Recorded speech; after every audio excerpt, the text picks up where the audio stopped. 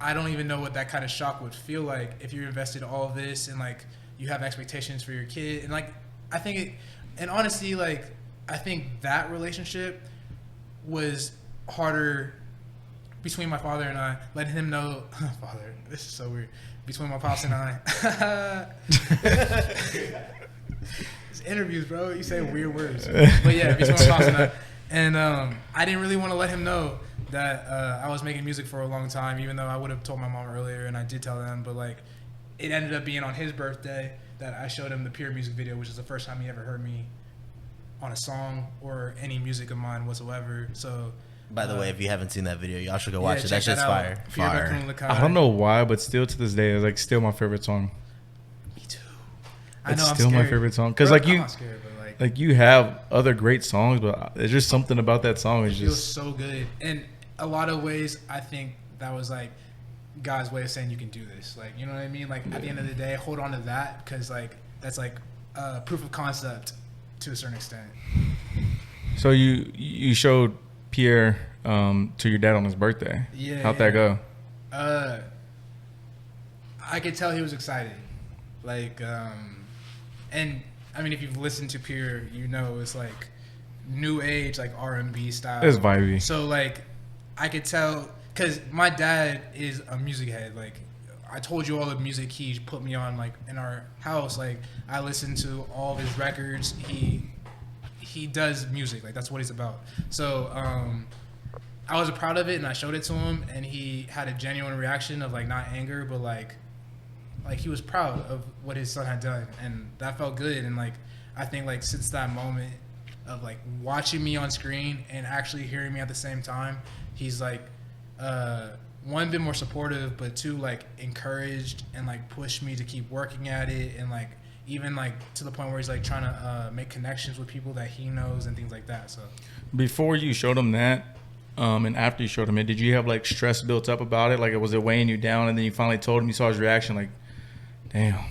that felt good, and it like just took a weight off of you? I mean, yeah, 100%. Like there was the nerves that come like pre-show, like anything like that. You know what I mean? You're excited about it, but you're also like, well, what if he doesn't take it right? You know what I mean? But at the same time, it was one of those things I had to do for myself as an artist. Like, him love it, him hate it. I had to like open up that door to prove to myself that I can take music seriously. Because if I can't show him, then how am I gonna show anybody else? So. Now, have y'all always been close, or did that like bring y'all even closer?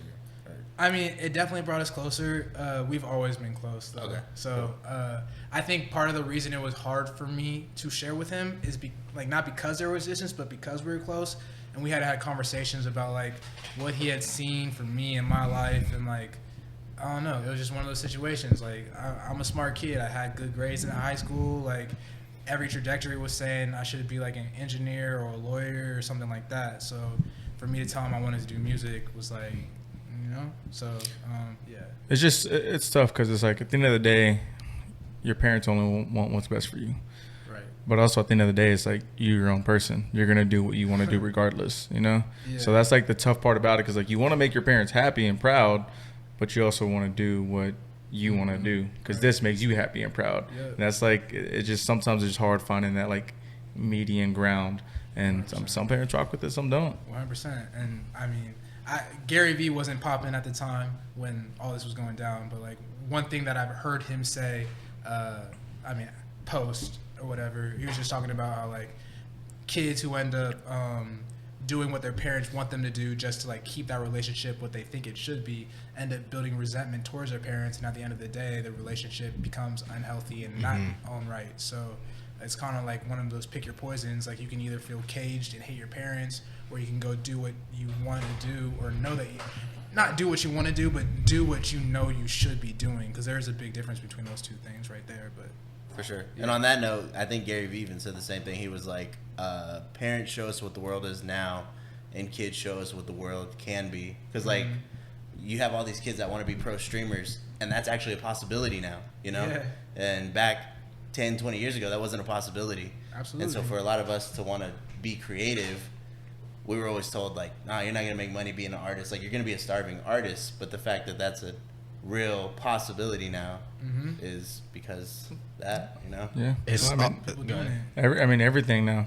Before, like when you said just creative entrepreneurs, like shit. Even 5 years ago, this wasn't like a thing. And it's like this. Like you're not gonna go anywhere doing that. It's just you're just wasting your money, wasting your time. But like now, there's platforms for all this stuff. There's like a bigger platform for music, streamers, this, that, like you name it. There's just bigger platforms. It's crazy. And too, like our parents are all like in that weird age. Like their parents were like grinders, you know, like maybe baby boomers. I don't know, but they were like, you know, just go to college, work, and then like they get taught that. But our generation, I mean, I talk about it all the time with Carlos, Albert, CJ, you, anybody that's doing creative stuff. Like the amount of people our age doing something very similar is like really cool, but also very eerie. Like it also is showing like the transition of us not working a regular job, us doing our own thing, us doing something that we want to do to make a living. So it's very possible. And like we're like the shifts, like the generation after us, it's going to be like super normal. It's already normal, but it's going to be like, I mean, a lot of industries are dying, and